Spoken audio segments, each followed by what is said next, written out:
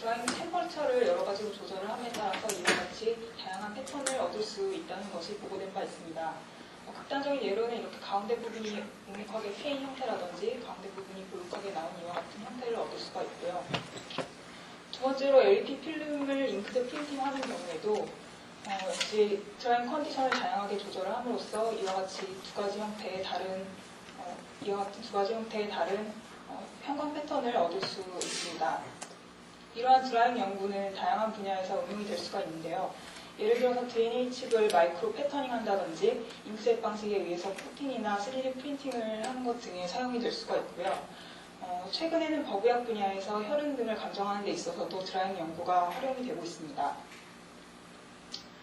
이러한 드랍 드라잉 실험과 관련해서는 지금으로부터 약 10년 전쯤에 디간이라는 사람이 재미있는 연구 결과를 발표하였는데요. 커피 드랍을 떨어뜨린 후에 건조를 시키게 되면 이와 같이 링 모양의 얼룩을 얻을 수가 있습니다. 이것을 커피링 스테인이라고 하는데요. 이 첫 번째 사진 같은 경우는 실제로 저희가 실험실에서 커피를 떨어뜨렸을 때 그것이 마르고 난 후를 촬영한 것입니다. 이와 같이 가장자리 부분에 커피 입자들이 모여서 링 모양의 스테인을 볼 수 있습니다. 또한 구형 입자를 물에 넣어서 드라잉을 시키는 이 사진 같은 경우는 드라잉 시키는 사진을 순간순간 촬영을 해서 겹쳐 놓은 사진인데요. 보시면 아시겠지만 입자들이 드랍의 가장자리 쪽으로 이동하는 것을 볼 수가 있습니다. 그러면 이와 같이 드랍 안에서 입자들이 가장자리 부분으로 이동하는 현상에 대해서 좀 더 자세히 말씀드리겠습니다. 지금 보시는 그림은 쇠살 드랍을 표면이 녹은 상태로 건조시키는 것을 그린 것인데요. 이때 이 표면 위쪽에 이때 이 안에 입자가 들어있게 되면 입자가 이 드랍의 양쪽을 고정시키게 되어서 이와 같이 핀이 된 상태로 양쪽은 그대로 있고 높이만 감소를 하면서 드라잉이 일어나게 됩니다. 이때 이 드라잉을 일으키는 힛플럭스는 이 표면 온도와 바닥 온도 차에 비례하게 되고 이 사이 거리에 반비례하게 됩니다. 이때 그림을 보시면 알 수 있듯이 이 중간 부분의 거리에 비해서 이 드랍 가장자리 쪽의 거리가 훨씬 짧은 것을 알 수 있는데요. 따라서 이 가장자리 쪽에서 증발이 훨씬 활발하게 일어나게 됩니다. 따라서 이 부분에 빨리 증발을 하기 때문에 부족한 용매를 보충하기 위해서 이 드랍의 안쪽에서 가장자리 쪽으로 플로우가 형성이 되는데요. 이 연구를 처음 시작한 디간의 이름을 따서 디간 플로우라고 합니다. 그리고 이 안에 있는 입자들은 이 디간 플로우 안에 있는 입자들은 이와 같은 스톡스 볼스에 비례하는 힘을 받게 되고요. 디간은 또한 모델링을 통해서 실험 결과와 이론이 잘 일치한다는 것도 보였습니다. 다음은 2002년 라슨의 연구 결과입니다. 라슨은 앞선 디간의 연구 결과를 바탕으로 뉴메리컬 시뮬레이션을 통해서 풀 솔루션을 구하는데요.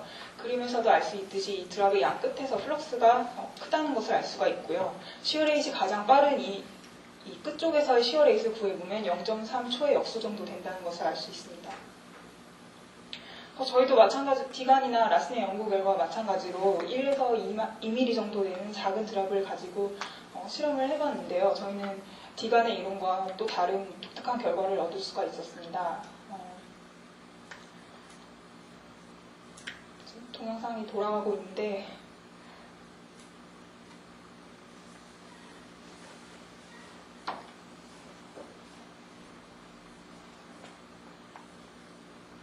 동영상을 처음부터 다시 한번 보시면요. 입자들이 디간 플로우는 아까 바깥쪽으로 나간다고 했었는데요. 이 경우에는 입자들이 전부 가운데 쪽으로 모이고 있는 것을 볼 수가 있습니다. 아까 보셨는지 모르겠지만 뒤쪽으로 가서 마지막 부분에서는 입자들이 바깥쪽으로 약간 나가는 것도 볼 수가 있긴 한데요. 이 경우에는 디간의 이론과는 정반대로 링 모양의 스테인은 볼 수가 없었습니다. 다음은 같은 크기의 10마이크로 입자를 PU 솔루션에서 실험을 한 경우입니다. 이 경우에 3.30p 정도 되는, 점도가 3.30p 정도 되는 용액을 사용을 했고요. 이 경우에서도 볼 수 있듯이 입자들이 지금 안쪽으로 들어가고 있는데, 이 경우에는 앞에 물과는 다르게 드라잉 시간이 한 절반 정도 지난 이후부터는 입자들이 좀 바깥으로 나가고 있는 것을 볼 수가 있습니다. 마지막 부분에 가서 물과의 차이점은 좀 더 입자들이 확 퍼진다는 것인데요. 따라서 링 모양의 스테인은 볼 수가 없지만 물의 경우보다는 좀 더 균일하게 퍼진 모양의 스테인을 볼 수 있었습니다. 다음은 같은 10마이크로 입자를 잔탄광 솔루션에 넣어서 실험한 결과입니다. 이 경우에는 입자들이 모두 바깥쪽으로 퍼져나가서 이와 같이 링 모양의 스테인을 형성하는 것을 볼 수 있었습니다. 따라서 이런 실험 결과들에 따라서 저희는 파티클 사이즈라든지 드라잉 패턴이 파티클 사이즈라든지 플루이드의 물성이라든지 아니면 혹은 또 다른 요인에 의해서 영향을 받을 것이라고 생각을 하고 좀 더 시스테매틱하게 실험을 수행해 보기로 하였습니다.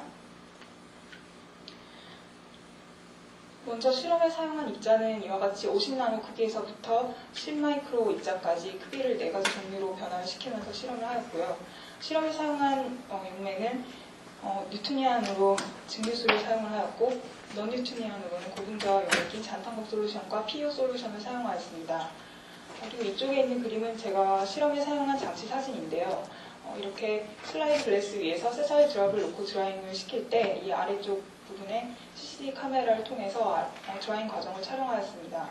또한 온도와 습도를 일정하게 맞춰주기 위해서 챔버 안에서 실험을 수행하였습니다. 먼저 모든 조건을 동일하게 해놓은 상태에서 파티클의 사이즈만 변화를 시키면서 실험을 수행한 결과입니다. 이 경우에는 물에다가 입자를 넣어서 실험을 하였는데요. 이렇게 작은 입자의 경우에는 D간의 이론과 마찬가지로 링 모양의 스테인을 얻을 수가 있었습니다.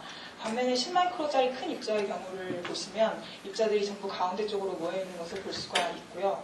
또 중간 사이즈의 입자를 보게 되면 입자들이 골고루 퍼져서 이와 같이 균일한 형태의 스테인을 얻을 수 있었습니다. 저희는 이 같은 결과를 보고 어떤 3에서 약 8마이크로 정도 크기를 경계로 더 작은 입자들은 바깥쪽으로 나가고 큰 입자들은 안쪽으로 모이는 게 아닐까라고 생각을 하게 되었는데요. 우선은 D간의 이론과 다르게 이렇게 입자들이 가운데 쪽으로 모이게 되는 현상이 왜 일어나는 것인지에 대해서 생각해 봤습니다.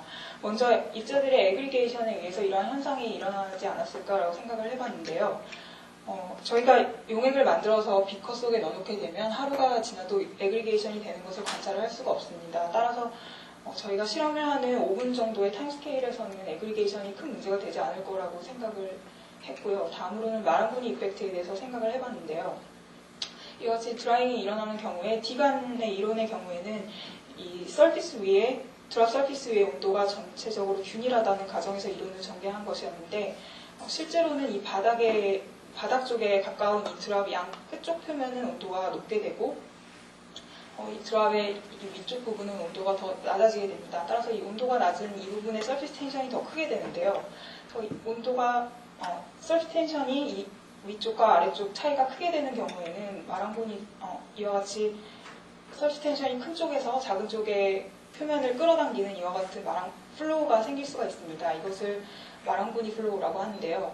따라서 마랑군이 플로우가 일어나서 입자들이 이 표면 쪽에서 끌려 올라와서 가운데 쪽에 모이는 것이 아닌가라고 생각을 하게 되고 그것을 확인해 보기 위해서 따로 추가적인 실험을 수행하게 되었습니다. 이 결과는 크기가 작은 입자와 큰 입자를 섞어서 드라잉 실험을 진행한 결과입니다.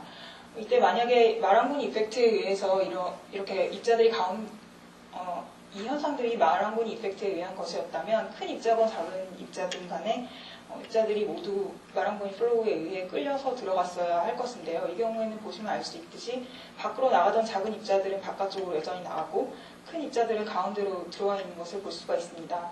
뿐만 아니라 밖으로 나가든지 안으로 들어오는 그 힘들이 서로 방해를 받아서 이 경우에는 입자들이 밖으로 나가는 정도도 덜해지고 안으로 들어오는 정도도 덜해져서 굉장히 유니폼한 스테인을 얻을 수가 있었는데요. 따라서 마랑군이 이펙트에 의한 현상이라고 보기가 어렵고 밖으로 나가는 플로우와 안으로 들어오는 이 힘 사이에 어떤 경쟁 관계가 존재한다는 것을 알 수 있었습니다. 따라서 입자에 작용하는 힘에 대해서 생각을 해보게 되었는데요. 77년 뉴만의 연구 결과에 의하면 입자들이 리퀴드 표면상에 입자 한 개가 걸쳐서 안정하게 떠 있을 수 있다는 연구 결과가 있습니다. 그래서 저희 연구 내용에서 보면 드랍이 있을 때 이 드랍 표면에 입자가 한 개가 이렇게 걸쳐서 떠 있는 상황을 생각할 수가 있는데요. 이때 이 입자의 양쪽으로 이 표면 방향으로 표면 장력이 당기는 힘이 발생을 하게 됩니다. 또한 이 부분을 확대를 해서 좀 극단적으로 그려보면 이와 같이 나타날 수 있는데요. 지금 입자의 오른쪽 부분에 표면이 기울어진 정도와 입자의 왼쪽에 기울어진 정도가 차이가 나게 돼서 이것을 수평 방향과 수직 방향의 분력으로 나눠보게 됐을 때 이 수평 방향의 힘에 있어서 이 기울기 차이 때문에 안쪽으로 끌고 들어가는 이 방향, 붉은색으로 표시한 이 방향의 힘이 더 큰 것을 알 수가 있습니다. 이것은 물보다 무거운 입자라든지 가벼운 입자의 경우에 모두 동일하게 나타나는데요. 따라서 이 수평 방향의 입자를 끌고 들어가는 이 힘이 디간 플로우를 극복하게 되면 입자들이 안쪽으로 끌려가는 것이라고 생각할 수 있습니다.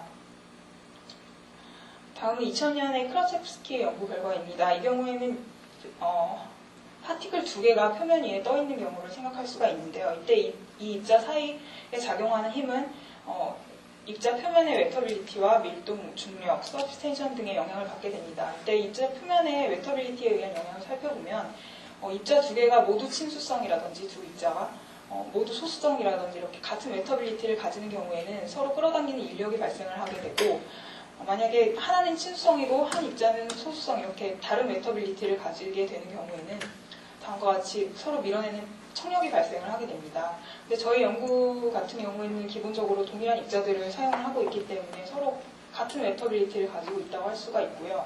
그래서 서로 인력이 발생을 하게 될 거라고 생각할 수 있는데요. 앞서서 말씀드린 서피스 포스에 의해서 입자들이 한 입자들이 끌려 들어가게 되고 거기에 또 따라서 이 입자들이 서로 인력에 의해서 들러붙으면서 안쪽으로 모여 들어가게 되는 것이라는 것을 알 수 있습니다.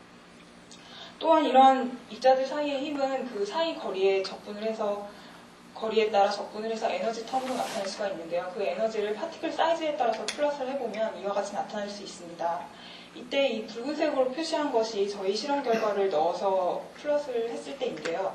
이때 이 점선을 경계로 이 위쪽은 서피스 포스가 강해지는 텀이고 이 아래쪽은 디간 플로우에 의한 드랙이 커지는 부분입니다. 따라서 이 경계가 되는 이 지점의 파티클 사이즈를 보면 약 5마이크로 정도 되는 것을 알 수가 있는데요. 따라서 5마이크로 이상의 큰 파티클의 경우에는 서피스 포스가 디간 플로우를 극복을 하고 안쪽으로 입자들이 끌려 들어가게 될 것이라는 것을 예상할 수 있습니다. 지금까지는 입자의 사이즈에 의한 영향을 살펴봤고요. 다음으로는 모든 조건을 동일하게 한 상태에서 고분자 용액에서 실험한 결과를 말씀드리겠습니다. 이 경우는 10마이크로짜리 제일 큰 입자를 가지고 PEO 솔루션에서 실험을 한 경우인데요. 앞서서 보신 동영상에서도 보셨듯이 입자들이 물보다는 약간 링 모양의 스테인을 형성하고 있지 않지만 입자들이 물보다는 약간 좀 더 퍼져서 좀 더 균일한 상태의 스테인을 보이고 있습니다. 또한 PEO 솔루션의 농도를 2배로 높인 경우에는 입자들이 좀 더 바깥쪽으로 나간 것을 볼 수가 있는데요. 이 경우의 차이점은 농도가 높아지면서 점도가 더 증가했을 것이라는 것을 알 수 있는데 따라서 점도에 의한 영향을 생각해 보게 되었습니다. 이와 같이 드라잉이 일어나는 과정에서 한 절반 정도 드라잉이 일어나고 나면 이 부분에 용매 물들은 전부 빠져나갔을 것인데요. 이 안에 들어있던 고분자들이 어느 정도 디퓨전 했는지를 알아보면 계산 결과로 한 40마이크로 정도 디퓨전 한다는 결과가 나옵니다. 이때 이 남아있는 드랍의 높이는 250에서 300마이크로 정도 되는데요. 따라서 고분자들이 이 높이에 비해서는 얼마 디퓨전을 하지 못하고 이 표면에 남아있게 된다는 것을 알 수 있습니다. 따라서 이 표면의 농도가 높아짐으로써 점도가 굉장히 커졌을 것이라는 걸 알 수 있는데요. 따라서 이 10마이크로짜리 입자의 경우에는 처음에는 서피스 포스에 의해서 가운데 쪽으로 끌려 들어가지만 드라잉 과정에서 점도가 높아지면서 이 디간 플로우에 의한 드랙이 커지면서 입자들이 나중에는 바깥쪽으로 나가게 되는 것입니다. 다음으로는 같은 10마이크로 입자를 잔탄검 솔루션에서 실험한 결과입니다. 이 경우에는 앞서서도 보셨듯이 링 모양의 스테인을 형성하는 걸 볼 수 있었는데요. 잔탄검 솔루션의 점도 데이터를 보시면 아까 슈어 레이시 가장 빠른 부분에서 0.3초의 역수 정도 된다고 했었는데요. 그러면 드라잉 하는 과정에서는 한 이 정도 영역에서 실험이 이루어진다고 볼 수 있습니다. 이때 잔탄검 솔루션의 점도는 PEO 솔루션에 비해서도 훨씬 크다는 것을 볼 수가 있는데요. 따라서 이 경우에는 점도 텀이 워낙 커서 처음부터 디간 플로우에 의한 드랙 포스에 의해서 입자들이 모두 바깥쪽으로 끌려 나가는 것을 알 수 있습니다. 또한 잔탄검 솔루션의 농도를 낮추면서 실험을 했었는데요. 농도가 낮아지면서 점도가 낮아지게 되니까 이와 같이 62.5ppm의 경우에는 입자들이 가운데 쪽에 많이 몰려있는 것을 볼 수 있습니다. 지금까지는 모두 서피스 웨터빌리티가 컨택 앵글이 30도 정도 되는 친수성 표면에서 실험을 한 것이었는데요. 이번에는 컨택 앵글이 100도 되는 하이드로포빅한 서피스에서 실험을 하였습니다. 이 경우에는 이렇게 이와 같이 컨택 라인이 고정되지 않아서 피닝을 전혀 볼 수가 없었습니다. 저희가 지금까지 입자 사이즈를 바꾸고 구분자 용액에서도 실험을 해보고 하이드로포빅 서피스에서도 실험을 했었는데요. 결과를 종합해보면 물의 경우에는 파티클 사이즈에 따라서 어떤 크리티컬한 사이즈가 존재해서 그 사이즈를 경계로 작은 사이즈의 입자들은 안쪽으로 끌려 들어가고 큰 입자들 같은 경우는 바깥쪽으로 나간다는 것을 알 수 있었습니다. 또한 고분자 용액에서는 전도에 의한 영향을 받는다는 걸 알 수 있었고요. 하이드로포빅 서피스에서는 컨택 라인이 피닝되지 않는 것을 보았습니다. 이러한 실험 결과를 바탕으로 저희는 컨디션을 적절하게 선택함에 따라서 드라잉 패턴을 다양하게 조절할 수도 있을 것이라는 결론을 내렸고요. 이와 관련된 수학적인 연구들은 현재도 진행 중에 있습니다. 이상입니다.